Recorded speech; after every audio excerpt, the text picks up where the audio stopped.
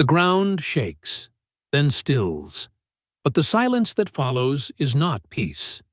It is warning. In the distance, beyond the scorched hills and hollowed trees, a cloud looms like a second sun choked in ash.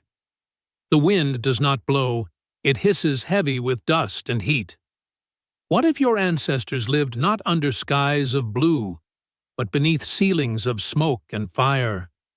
What if survival wasn't just about hunting or hiding, but enduring the cold that came after the fire?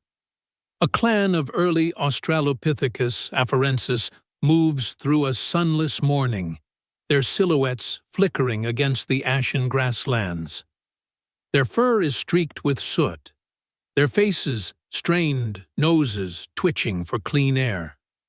The sky, dim and yellow, presses down like a sickness.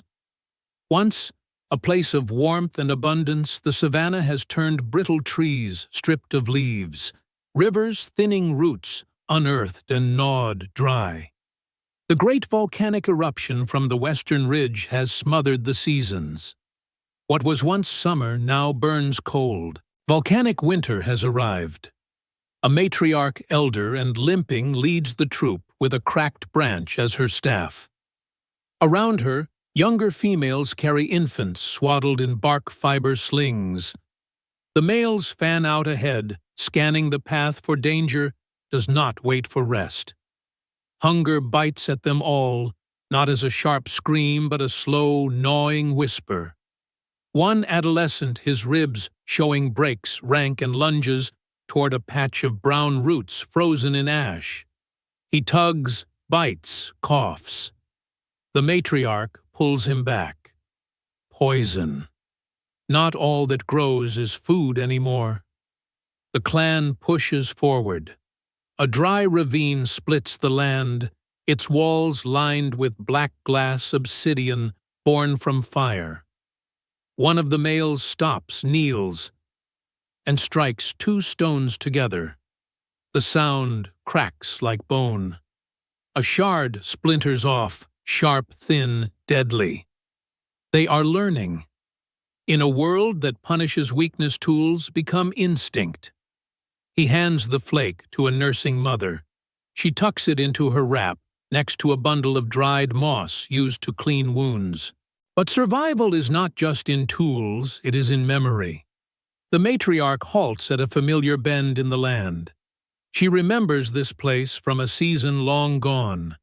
Under a slab of dark rock, a pool once formed after storms. She signals. The group follows. They scrape at the mud with bones and bark. A trickle seeps through. The youngest squeals at the touch of water. A flicker of life. Yet danger tracks them. In the distance, yellow eyes blink between withered shrubs. A lone meganterion, a saber-toothed stalker, crouches low, drawn by the scent of weak flesh. And even the ash cannot mask the scent of desperation. The predator waits. Every step the clan takes across the exposed ravine floor echoes like an invitation. The meganterion does not rush its slinks with precision, its massive canines glinting faintly beneath the cloud-filtered light. The clan doesn't see it yet, but the matriarch feels something. She halts mid-step, nostrils flaring, her posture stiffening like cracked bark in the cold. The others sense it too. A hush falls over the group. No cries, no breath. The males form a crescent around the young and the gatherers. Each holds a stone shard, primitive yet lethal. Not because of its perfection, but because it is born of necessity. The adolescent who had earlier reached for poisoned roots now crouches with a stone in hand, shaking but ready. Then a flash. The meganterion strikes a blur of muscle and rage, but the ash beneath betrays its footing. The beast slips, just long enough for the clan to act. One male slams a branch against its shoulder, ineffective but distracting. Another, smaller but quicker, drives an obsidian shard into its flank. The predator roars, blood steaming in the cold. But it is not dead. It turns its fangs, grazing the arm of the attacker, slicing through sinew. The matriarch moves like wind, silent but purposeful. She lifts a burning stick from the last ember of a dying fire pit nearby, forgotten by a lightning strike days ago. Fire once feared, now wielded. She thrusts it forward. Flame meets fur. The predator screams and flees into the gray, leaving behind a trail of blood and fury. The clan does not cheer. They know it will return. Night falls early in this season of ash. The cold is unnatural, dry and sharp, like breathing in smoke and ice. The clan huddles in a hollowed-out thicket. No cave here, just roots and stone. A female rocks her infant while others coat the injured male's arm with crushed leaves and saliva, creating a crude poultice. The obsidian shard used in battle is placed before him, an offering, a reminder, a weapon reborn. In the distance, a rumble faint but growing. The earth trembles again. Another eruption or aftershock. It doesn't matter. The clan knows it means movement.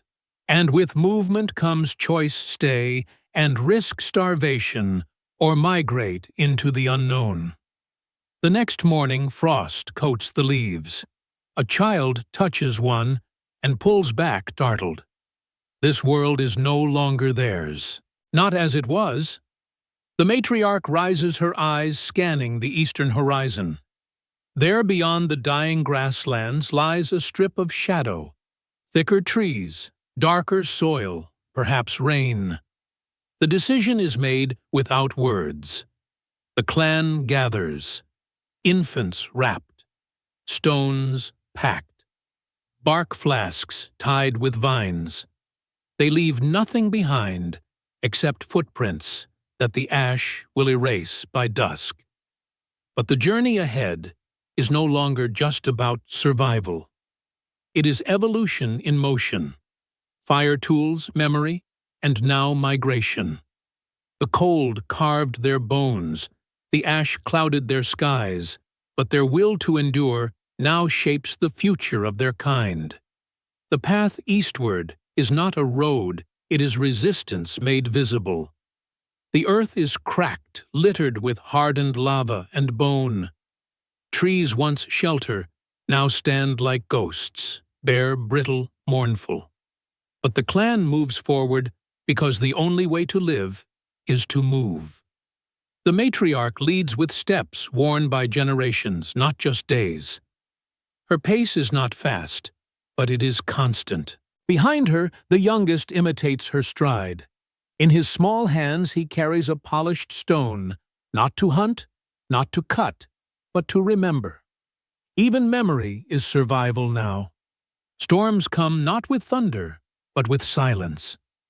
A volcanic wind sweeps across the plain, carrying sulfur and sorrow.